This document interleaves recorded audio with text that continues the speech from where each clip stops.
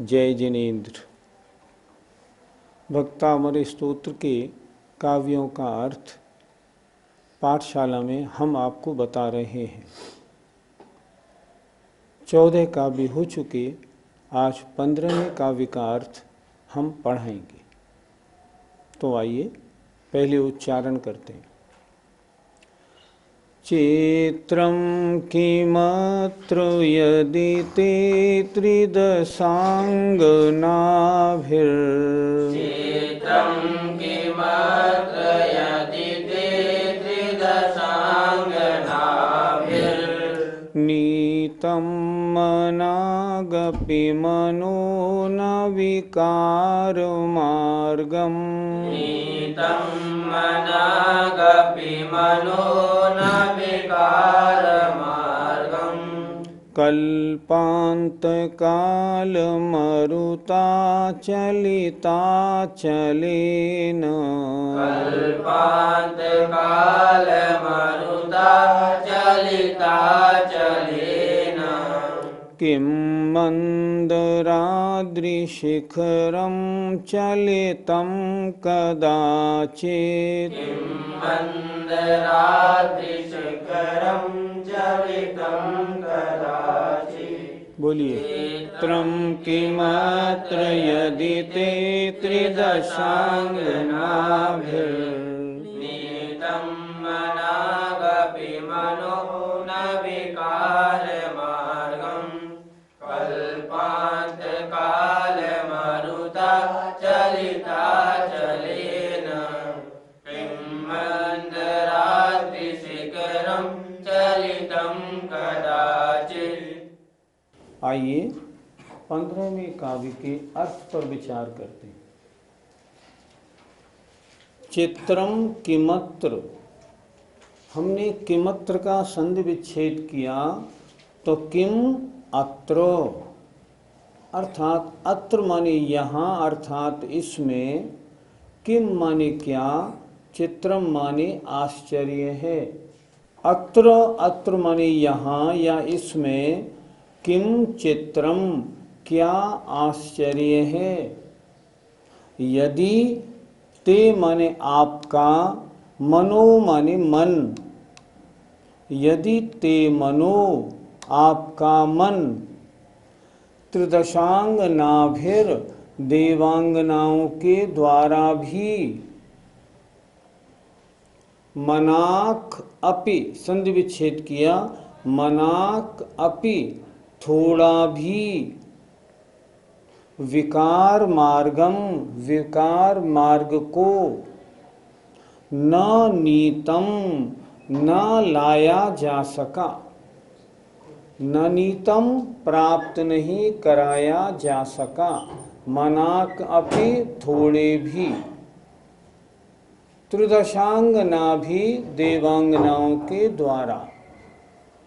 ध्यान से फिर देखें। अत्र किम चित्रम, इसमें क्या आश्चर्य है। यदि ते मनो आपका मन, त्रिदशांगना भी देवांगनाओं के द्वारा, मनाक अपि थोड़ा भी, विकार मार्गम विकार मार्ग को, न नीतम न प्राप्त कराया जा सका। भगवान आप जब ध्यान में रहे तो देवांगनाएं भी आई, सब कुछ भी हुआ, लेकिन आपका मन रंच मात्र भी विकार मार्ग को नहीं प्राप्त कराया जा सका। हम अन्य देवों के बारे में सुनते हैं कि जब देवियों का नृत्य प्रारंभ होता था तो वे अपने ध्यान से च्युत हो जाते थे, लेकिन भगवान आप तो वीतरागी देव थे, आपकी कैसी वीतरागता थी ये इसमें बताया है। फिर देखें, अत्र किम चित्रम, इसमें क्या आश्चर्य है। यदि ते मनो, आपका मन, त्रिदशांगनाभिर, देवांगनाओं के द्वारा, मनाक अपि, थोड़ा भी, विकार मार्गम न नीतम, विकार मार्ग को प्राप्त न कराया जा सका। इसमें कोई आश्चर्य नहीं। क्यों? आप तो ध्यान में पारंगत हैं भगवान। उदाहरण दे रहे हैं, कल्पांत काल माने प्रलय काल की, मरुता माने हवा। कैसी है हवा वो? अचलेन चलिता, संधि विच्छेद कर दिया। अचल कहते हैं पहाड़, अचलेन पहाड़ों को, चलिता माने हिलाने वाली, पहाड़ों को हिलाने वाली प्रलय काल की हवा, उसके द्वारा, किम माने क्या, मंदराद्रि शिखरम, मेरु पर्वत का शिखर, कदाचित चलितम, क्या कभी हिलाया जा सकता है? नहीं।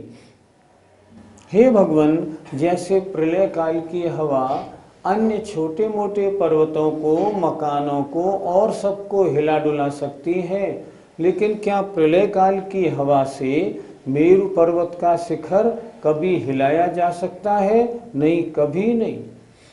तो भगवान जैसे प्रलय काल की हवा से मेरु पर्वत का शिखर रंच मात्र भी नहीं हिलाया जा सकता, उसी तरह भगवान देवांगनाएं कितनी भी सुंदर क्यों ना हो, लेकिन वे आपके मन को रंच मात्र भी विकार मार्ग में नहीं ला सके।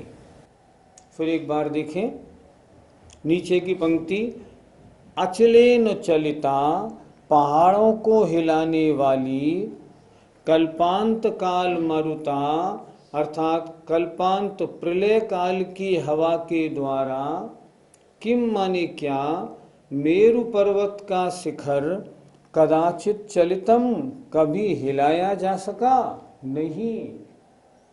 तो हे भगवान, जैसे पहाड़ों को हिलाने वाली प्रलय काल की हवा से मेरु पर्वत का शिखर कभी हिलाया नहीं जा सकता है, उसी तरह भगवान देवांगनाओं के द्वारा यदि आपका मन रंच मात्र भी विकार मार्ग को नहीं प्राप्त कराया जा सका, तो इसमें क्या आश्चर्य है? इसमें कोई आश्चर्य की बात नहीं।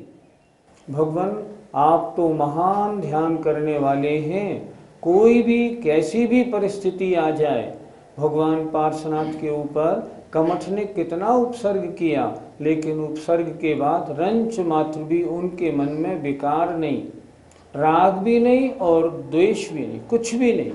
इसी तरह भगवान आपका मन रंच मात्र भी विकार मार्ग को प्राप्त नहीं कराया जा सका। पंडित जी, मन में विकार क्यों आ जाते हैं? मन में विकार आने का कारण है अपने मन को वश में नहीं कर पाना। जिन जीवों की इंद्रियां या मन अपने वश में नहीं होता, उनको विकार आ जाया करते हैं। दिगंबर मुनि महाराज नग्न रहते हैं। नग्न रहना इस बात की गारंटी है कि हमारे मन में रंच मात्र भी विकार नहीं। दिगंबर मुनि महाराज नग्न तो रहते हैं और उनका स्त्रियां, लड़कियां, बच्चियां सबके आसपास आना जाना, सब उनके पास बराबर प्रवचन आदि सुनने आती जाती हैं, लेकिन उनके मन में रंच मात्र भी विकार नहीं होता। तो विकार क्यों आता है? जब मन या इंद्रियां वश में नहीं होती तो विकार आता है। भगवान का मन एकदम वश में था, इसलिए रंच मात्र भी विकार आने का प्रश्न ही नहीं उठता। पंडित जी, देवांगनाओं के कारण मन में विकार क्यों आ जाते हैं? देवांगनाएं बहुत सुंदर होती हैं।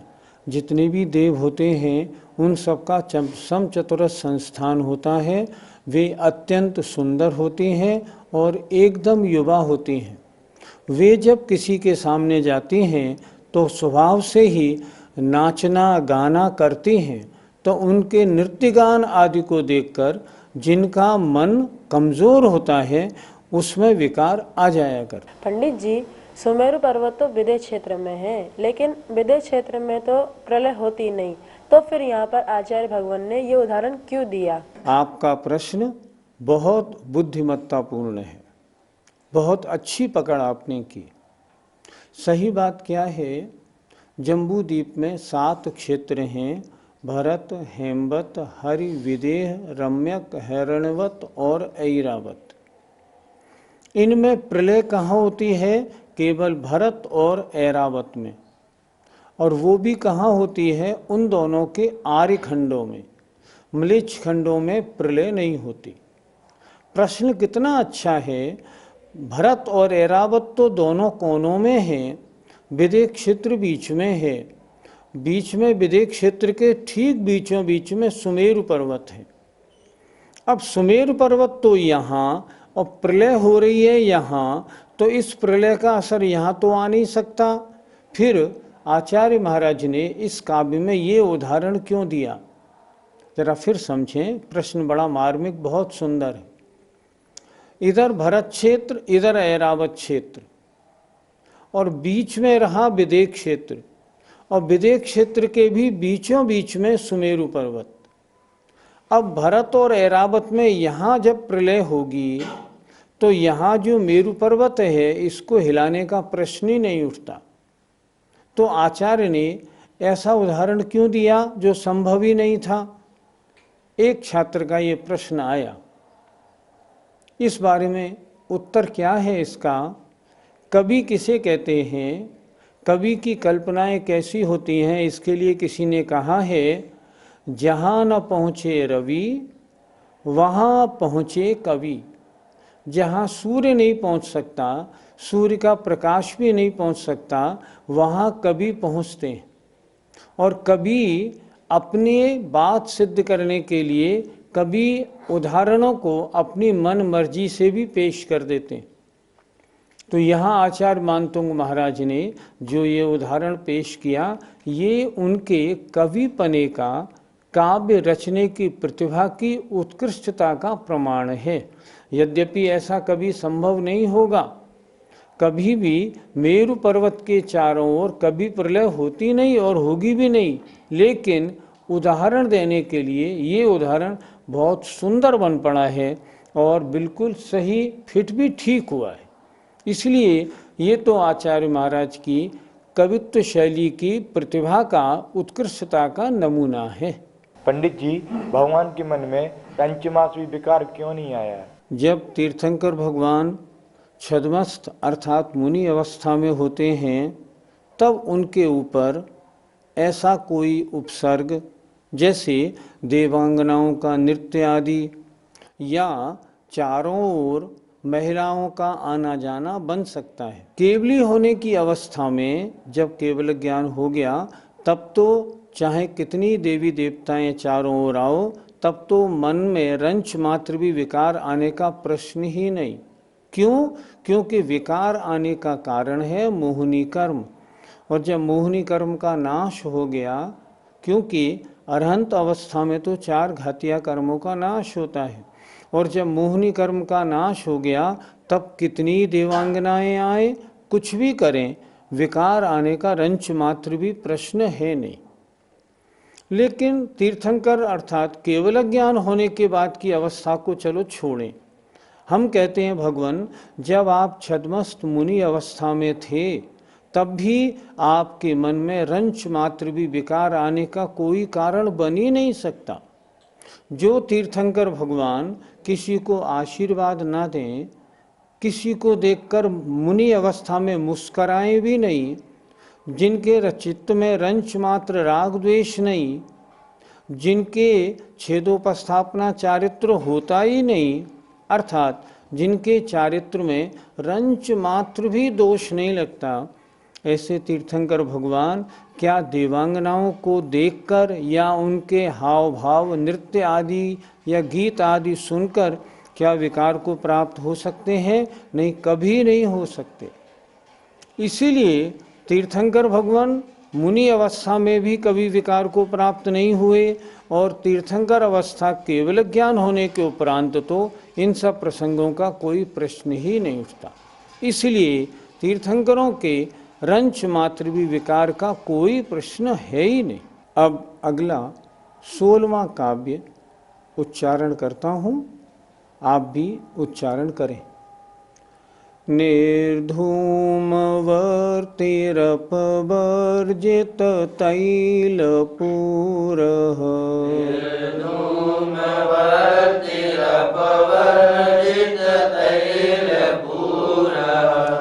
कृष्णं जगत्त्रयमिदं प्रकटीकरोषि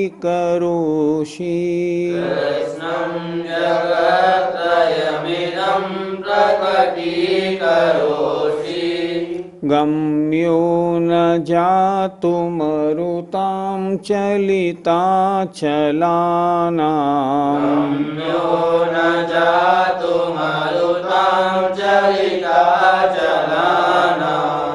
दीपोपरस्त्वमसि नाथ जगत्प्रकाशः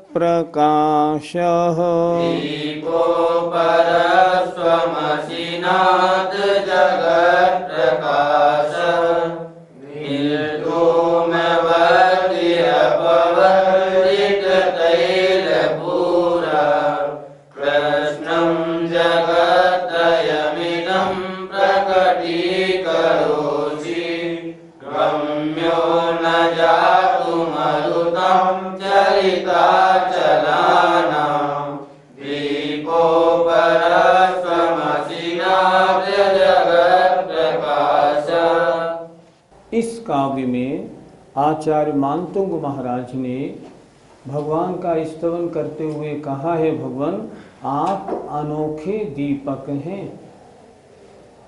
दीपक अंधकार को नाश करने वाला, प्रकाश करने वाला होता है, लेकिन भगवान आप तो अद्भुत दीपक हैं। कैसे दीपक हैं? देखें ध्यान से।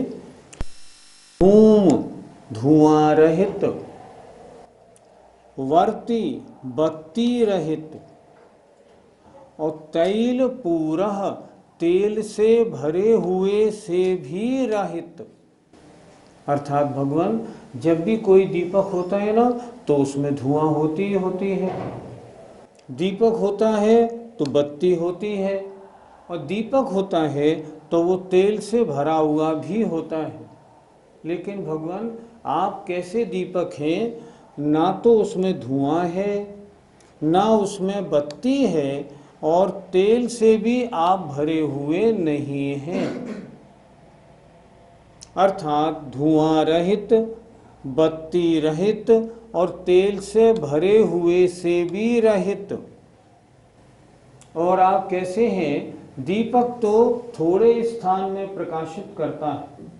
थोड़ा दीपक का प्रकाश कमरे में होगा तो कमरे को प्रकाशित, और मान लो हॉल में होगा तो हॉल को प्रकाशित, बस। लेकिन आप कैसे हैं?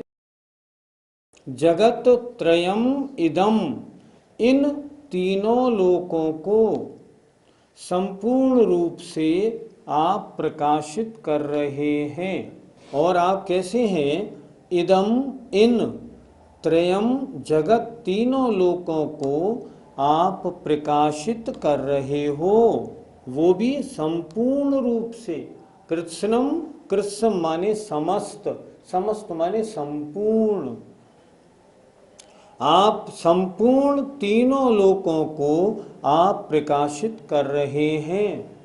दीपक का प्रकाश थोड़े स्थान तक जाता है, तीनों लोकों को प्रकाशित करने का तो प्रश्न नहीं।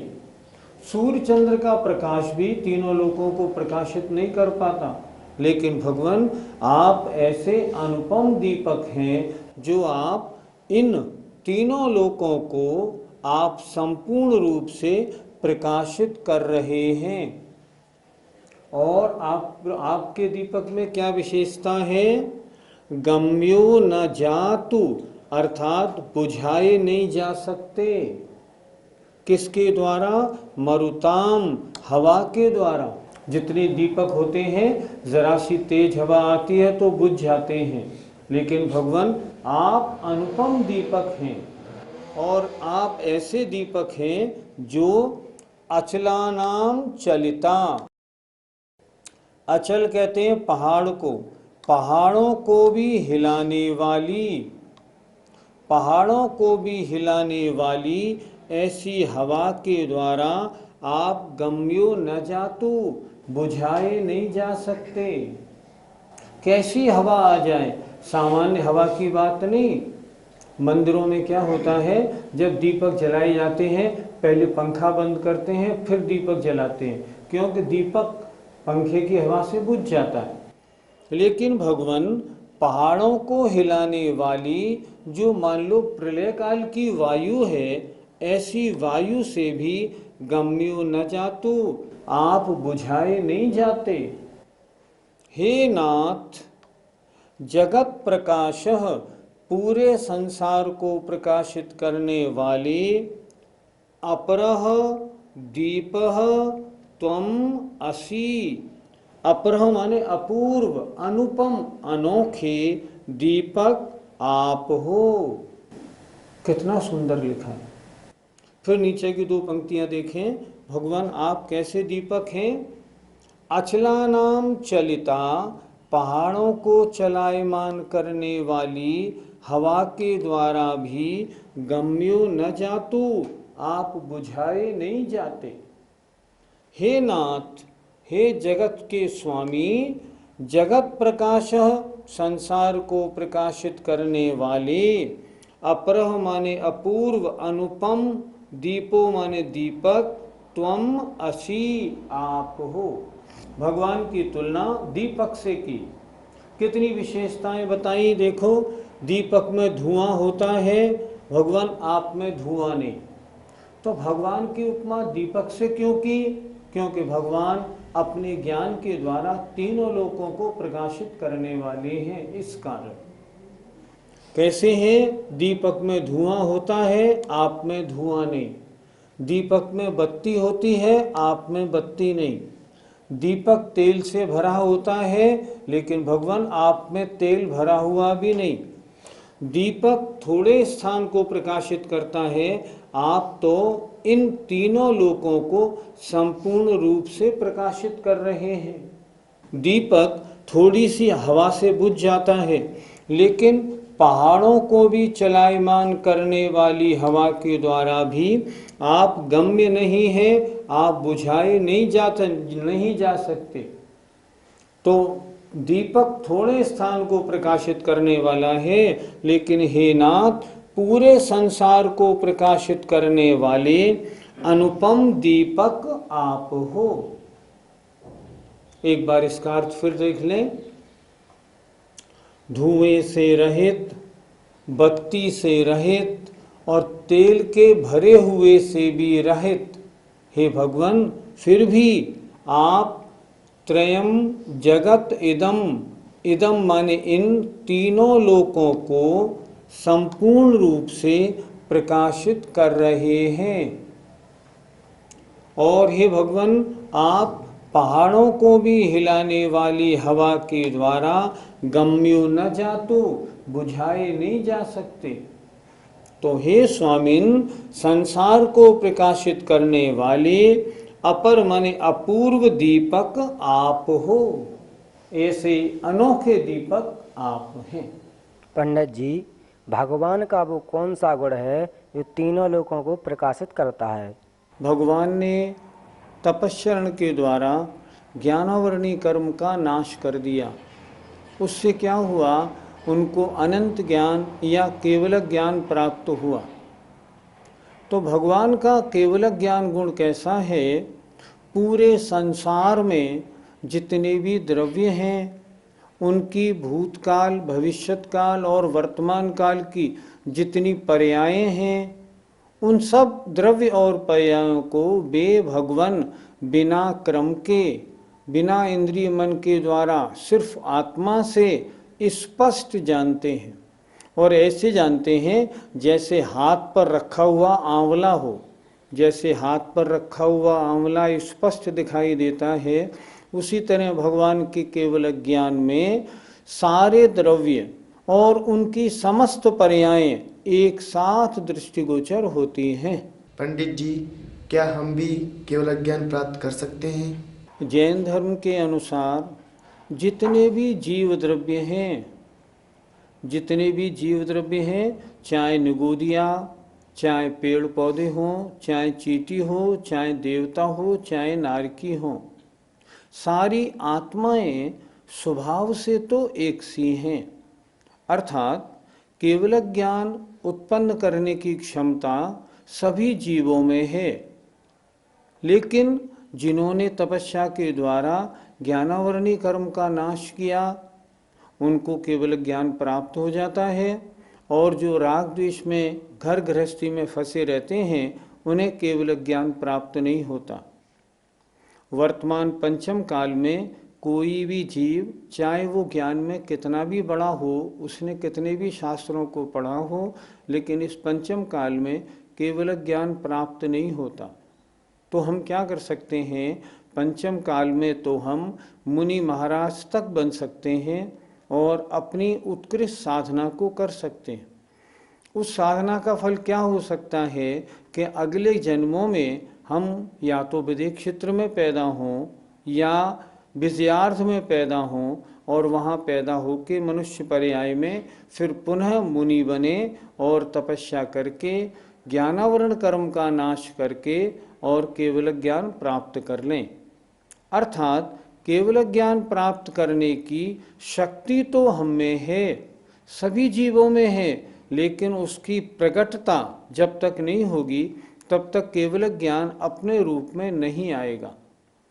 हमें थोड़ा सा ज्ञान है जिसे हम बोलते हैं छायोपशमिक मति ज्ञान और श्रुति ज्ञान, ये इंद्रिय और मन से होता है, लेकिन भगवान का जो केवल ज्ञान है वो संपूर्ण है, संपूर्ण संसार को प्रकाशित करने वाला है और इंद्रिय और मन से न होकर आत्मा से उत्पन्न होता है। पंडित जी, लौकिक और अलौकिक दीपक में क्या विशेषता बतलाई गई है? लौकिक दीपक, जो दीपक हम जलाते हैं, आरती के लिए हमने दीपक जलाया, दीपावली के दिन हमने दीपक जलाया, ये लौकिक दीपक। और अलौकिक दीपक भगवान का केवल ज्ञान जो सदैव प्रकाशित रहता है। दोनों में अंतर क्या है? लौकिक दीपक जो होगा उसमें धुआं होगा, केवल ज्ञान में धुआं नहीं। लौकिक दीपक बत्ती से जलेगा, केवल ज्ञान में बत्ती नहीं। लौकिक दीपक में तेल लगता है, केवल ज्ञान में तेल नहीं लगता। लौकिक दीपक थोड़े से स्थान में प्रकाश करता है, लेकिन केवल ज्ञान तीनों लोकों को संपूर्ण रूप से प्रकाशित करता है। लौकिक दीपक हवा से बुझ जाता है, लेकिन केवल ज्ञान रूपी दीपक पहाड़ों को हिलाने वाली हवा से भी नहीं हिलता। ये दीपक कैसा है? जो दीपक लौकिक होता है उसकी लौ में भी कंपन होता है, लेकिन केवल ज्ञान में रंच मात्र भी कंपन नहीं होता। केवल ज्ञान घटता बढ़ता नहीं। ऐसे हे भगवान, आप अनुपम और अलौकिक दीपक आप हैं। आचार्य मानतुंग महाराज ने प्रकाश करने वाले पदार्थों में जैसे दीपक अच्छा माना जाता है, दीपक से भगवान की तुलना करते हुए कहा है, भगवान जैसे आप हैं, जैसा केवल ज्ञान रूपी दीपक आप में है, वैसा और कोई दीपक है ही नहीं। इसलिए भगवान आप अनुपम और अलौकिक दीपक आप हैं। मुझे उम्मीद है इस काव्य का अर्थ आपको स्पष्ट हो गया होगा। समय भी पूरा हो गया, तो आज पाठशाला में इतना ही होता है। आगे 17 और 18वें काव्य अब अगले कार्यक्रम में करेंगे। जय जिनेन्द्र।